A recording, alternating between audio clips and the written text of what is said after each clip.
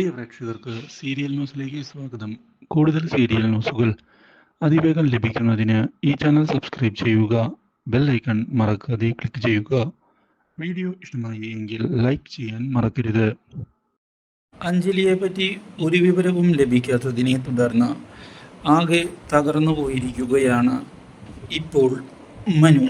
മാത്രവുമല്ല, അഞ്ജലി കടലിൽ ചാടി മരിച്ചിട്ടുണ്ടാകാനാണ് സാധ്യത എന്ന് വീട്ടിലുള്ളവർ പറഞ്ഞത് മനുവിൻ്റെ പ്രതീക്ഷകൾക്ക് തിരിച്ചടിയായി മാറുകയും ചെയ്യുന്നു. ഇതോടെ ഇനി എങ്ങനെ കാര്യങ്ങൾ മുന്നിലേക്ക് കൊണ്ടുപോകും എന്ന് ആലോചിക്കുകയാണ് മനു.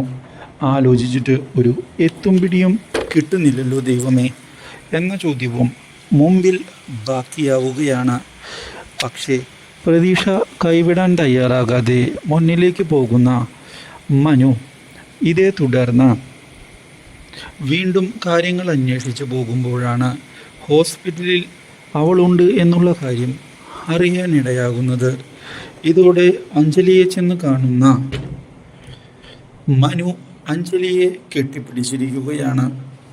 നിന്നെ ഞാൻ എത്രയധികം സ്നേഹിക്കുന്നുണ്ട് എന്നുള്ള കാര്യം എനിക്ക് ഇപ്പോഴാണ് മനസ്സിലാക്കാൻ സാധിച്ചത് എന്ന് വ്യക്തമാക്കിക്കൊണ്ട് മനു കരയുകയാണ്.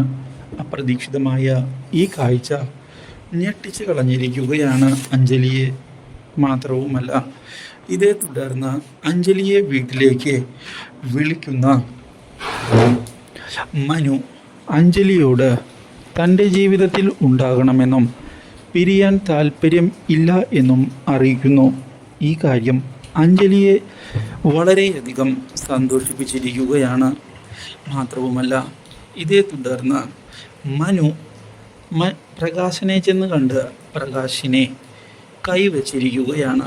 അപ്രതീക്ഷിതമായ അടിയിൽ പ്രകാശ് ആകെ ഞെട്ടിപ്പോകുന്നു. Do like, share and subscribe.